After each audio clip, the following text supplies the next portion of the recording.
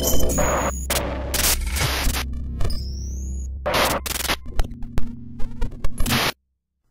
days ago, author Keeanga Yamahtta Taylor announced that she was canceling a speaking engagement at Seattle's Town Hall and another in San Diego. Keeanga Yamahtta Taylor is an assistant professor at Princeton University and is on sabbatical this year. In a statement released through her publisher, she references receiving more than 50 threatening emails, which included specific threats of violence, including murder. She stated that due to safety concerns for both herself and her family, she was canceling the engagements. Both Taylor and an article in the Seattle Times indicate that the threats began after Fox News ran a story of her commencement address at Hampshire College's graduation ceremony. And a Princeton professor goes on a commencement tirade attacking President Trump. Listen.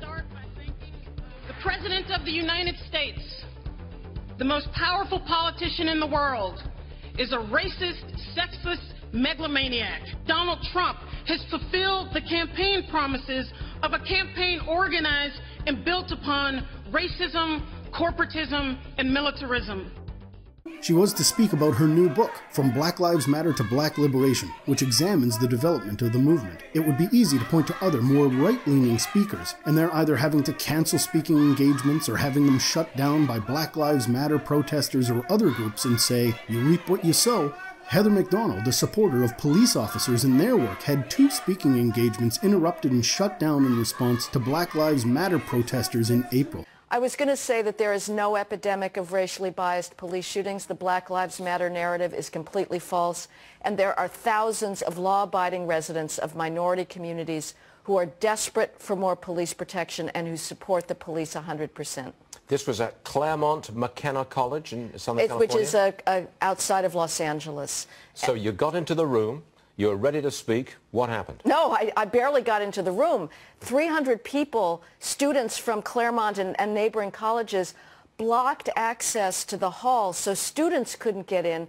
I had to enter through a secret entrance and spoke to an empty hall.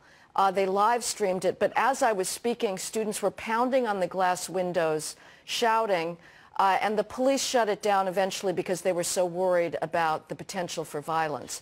For me, this is simply a series of lost opportunities. The first loss was the ability to challenge and discredit her views. To be honest, I have not read her book. I also haven't listened to her entire commencement address, and before she canceled her speaking engagements, I hadn't heard of her before and wasn't aware that she was scheduled to speak. The fact is, however, if I or anyone else disagrees with her, there was a lost opportunity to discredit her. When I say discredit here, I am talking about discrediting her to her peers. We can all live in a world of confirmation bias and only reaffirm our own beliefs and views by complimenting those that agree with us, or we can challenge the views that we oppose. At times, I'll receive comments from people complaining that a point I made in a video was either blatantly obvious or redundant in some way. But I try to build a case with more than a single person specifically for those out there that disagree with a highlighted speaker in particular. I want a feminist to watch my video on gender bias at Yale and think, yeah, the system in place isn't fair for men. Or to watch Jordan Peterson explain why women aren't in positions of power at the same rate as men and think, okay, maybe the wage difference isn't only a result of discrimination. Maybe there's more to it.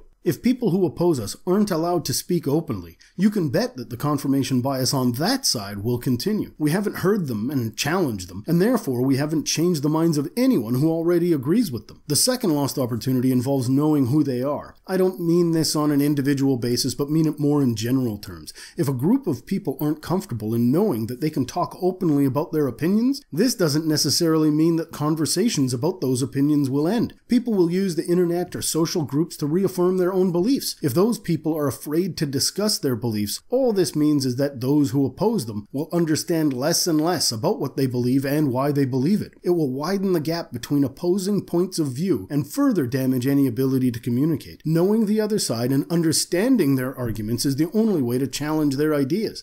The last opportunity lost that I want to mention is that of fueling the other side and allowing them to point fingers, and legitimizing the fact that shutting down speaking engagements happens on both sides. I fully realize and appreciate that across the political spectrum, there are factions that will take extreme measures, but it doesn't serve anyone to now allow a group like Black Lives Matter to use this as an example to discount the incredible number of conservative speakers that have been shut down, deplatformed, disinvited, or intimidated over the past 2 years. Whether or not you believe it's the same, it's hard to argue that groups like Black Lives Matter will be deafened when you point to tweets saying, "Please Allah, give me the strength not to kill these men and white folks out here today." If you raise this and try to make a point, it's easier for them to now have a recent example of the receipt of death threats of their own. The best strategy is one that involves pointing out the obvious problems with Facebook posts that claim white people are subhuman and genetic defects and not fueling their rhetoric. This is not simply a Black Lives Matter issue. People like Linda Sarsour need to be accountable for sinister tweets, and speakers like Ayaan Hirsi Ali should never be threatened by groups that cause her to cancel her speaking engagements. If we don't support the freedom to express opinions we don't like, we can't really support the freedom to express the opinions we do like. Aside from the fact that any threats of or calls for violence of any type are reprehensible, the people making the threats to Keeanga Yamahtta Taylor took away an opportunity to demonstrate this support,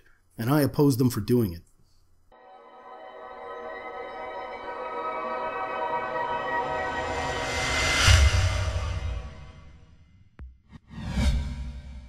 Thanks for watching. Remember to subscribe. If you liked the video, be sure to leave a comment and hit that like button. If you didn't like it, please explain why. Open discussion is the only way to have a better understanding of differing views. Sharing this video on social media can help keep conversations alive. Now, here are a few other videos that you may be interested in.